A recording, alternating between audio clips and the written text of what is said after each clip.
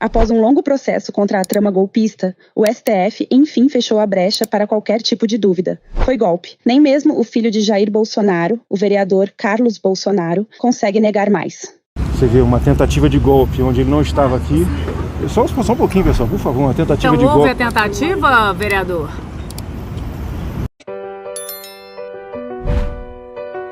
Mas a ficha ainda está caindo no bolsonarismo. Para ajudar nisso, o ex-ministro de Bolsonaro, Anderson Torres, já foi levado pela Polícia Federal para a Papudinha. Torres vai cumprir pena de 24 anos de prisão. E como é de praxe entre os bolsonaristas, tudo está nos planos de Deus. Olha só o que disse a esposa de Torres com a prisão. Nunca imaginei na minha vida passar por um momento desse. Onde a minha família está viva pela graça de Deus, porque se fosse pelo homem nós já estávamos mortos. Mas a gente vai sair vivo dessa, porque essa injustiça não vai prevalecer para nenhuma família, para ninguém, porque Deus está no controle.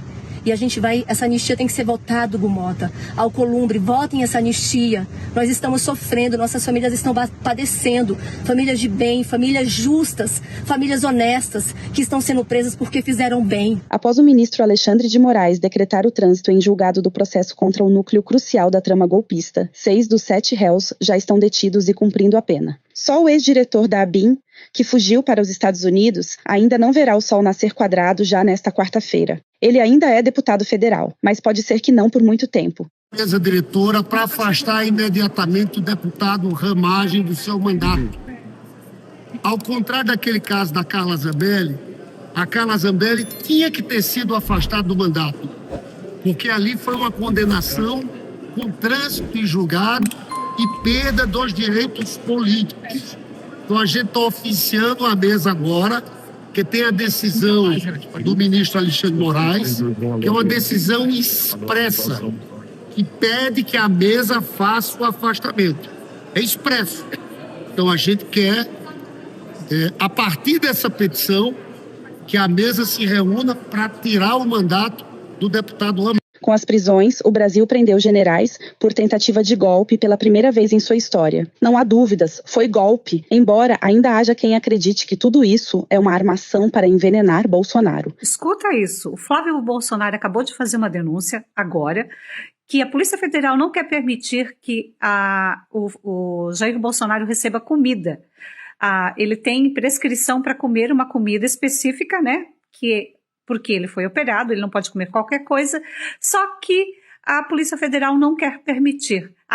E também tem outra questão, né? Porque o Bolsonaro tem medo, e é legítimo, que eles possam envenenar. Aí eu te pergunto, ao não permitir que a família leve a comida para ele, é o plano? Então quer dizer que o sistema tem um plano? Essa é apenas uma prova do que os eleitores do ex-presidente andam inventando sobre a prisão. Algumas delas já estão sendo desmentidas. Foi o próprio Bolsonaro que chamou a polícia para averiguar a tornozeleira eletrônica. Se ele quisesse fugir, teria feito exatamente o contrário. A pergunta é simples: como alguém que aciona as autoridades para conferir a própria tornozeleira estaria planejando escapar? A narrativa não fecha. Os fatos, sim. Pois muito que bem, vamos aos fatos. Eu não encontrei nenhuma fonte que ateste que foi o próprio Bolsonaro que chamou a polícia. Esse factoide é de total responsabilidade da pessoa que fez o tweet, mas ela faz em resposta a um tweet que consta esse documento, um memorando enviado pelo CIM, o Centro Integrado de Monitoração Eletrônica, e uma simples leitura dele nos indica o seguinte: ocorre que, à 00:07 do dia 22 de novembro, o sistema de monitoramento gerou o alerta indicando violação do dispositivo. Imediatamente, a equipe de escolta posicionada nas imediações da residência do monitorando foi acionada,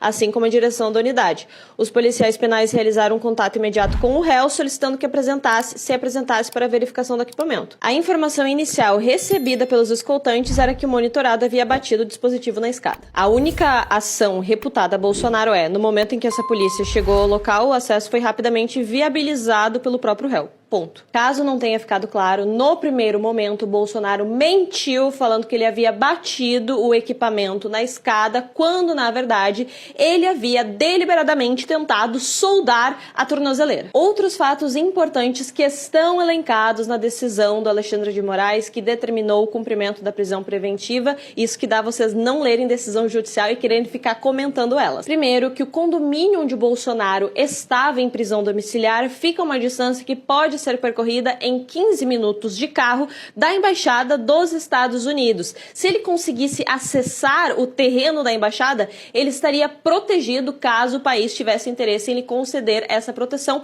Muito provavelmente sim, considerando a proximidade que o Bolsonaro, na verdade, imageticamente tem com o Donald Trump. Na prática não se sustenta tanto, o Trump não parece tão incomodado com a prisão do seu suposto aliado, mas vamos imaginar que os Estados Unidos lhe concederiam esse asilo. Não só isso, como também o documento que foi encontrado, salvo engano, quando ele já estava em prisão domiciliar, solicitando asilo político à Argentina. Aí também tinha o planejamento de fuga para a embaixada daquele país. Continuando, sabe aquela frase, me diga com quem andas que direi quem és? Pois então, se a gente analisar com quem andas Bolsonaro, a gente vai ver que ele é alguém com certa inclinação a fugir do rigor da lei. Começa com o seu próprio filho, uma pessoa bastante próxima a ele, que desde fevereiro está nos Estados Unidos. Inclusive, esse inquérito que ensejou a prisão domiciliar do Bolsonaro, convertida no sábado para prisão preventiva, ele participa dele junto com Eduardo Bolsonaro. A única diferença é que o Bolsonaro não está no território nacional para sofrer as consequências que ele deveria estar sofrendo juridicamente e legalmente. Então, Eduardo Bananinha fugiu do Brasil. Carla Zambelli, em seguida, também foge, tenta se exilar na Itália e lá é presa de uma forma muito menos generosa do que ela seria presa aqui no Brasil.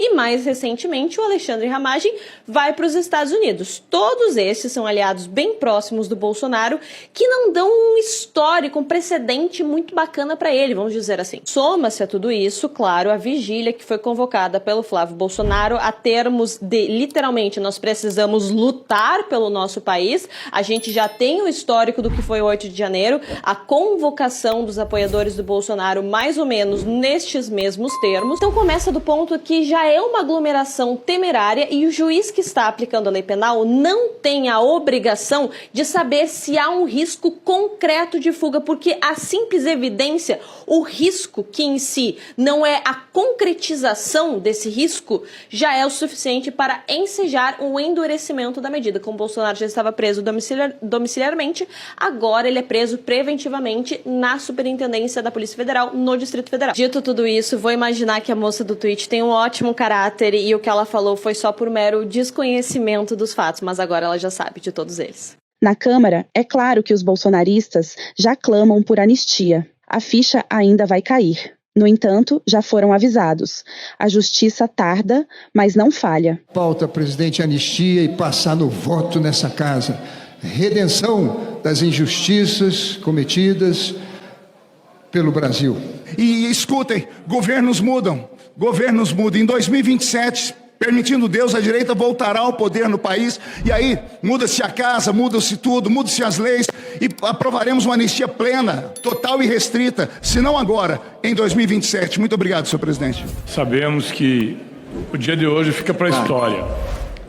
Dia 25 de novembro de 2025. Dia que Jair Bolsonaro definitivamente vai para a cadeia cumprir sua pena. Aquele que dizia, quando as pessoas reclamavam durante a pandemia que estavam morrendo, chega de mimimi, para de chorar, não sou coveiro. Aquele que falava que só compraria vacina se fosse na casa da sua mãe. Aquele que dizia que tinha um porte atlético. Aquele que dizia que a ditadura matou pouco, tinha que ter matado mais de 20 mil. Aquele que dizia, no dia em que a presidente da República, Dilma Rousseff, foi aqui afastada, que em nome do maior torturador da história, Carlos o Brilhante Ustra, que ele tanto idolatrava, aquele que falava nos seus filhos como 01, 02, 03, 04, 05, aquele que dizia que se fosse eleito presidente, de fato, iria implantar uma ditadura, aqueles que o apoiavam, que batiam palmas, que cantavam para pneus, que ficavam na frente dos quartéis, que pediam a intervenção militar, que diziam que a esquerda deveria desaparecer do nosso país, que apoiavam o golpe de Estado, que tentaram o golpe de Estado logo depois da eleição do presidente Lula, que tentaram o 8 de janeiro,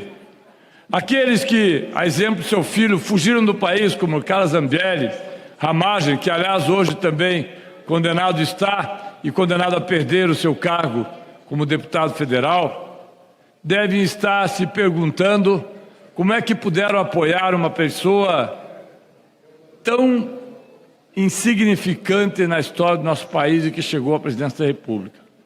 Como puderam apoiar um homem tão cruel e, ao mesmo tempo, tão difícil de ser entendido sob qualquer circunstância, dada a sua insignificância e dado ao seu processo.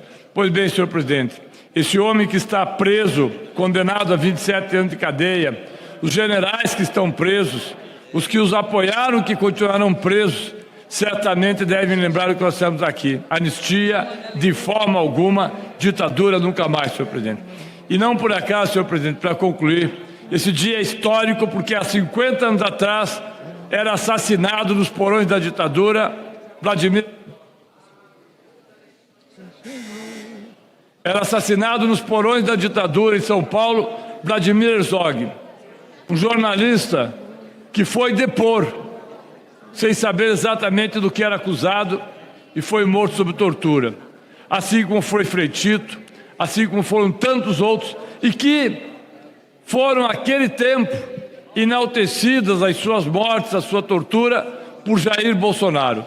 50 anos depois, 50 anos, Vladimir Herzog continua vivo, continua sendo a pessoa que mais lutou pela democracia, e Jair Bolsonaro irá para a cadeia. Não poderia ser um dia mais significativo.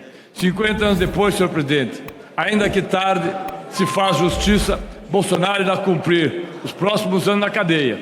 E Vladimir Herzog continua vivo na memória de todos que querem democracia. Obrigado, senhor presidente.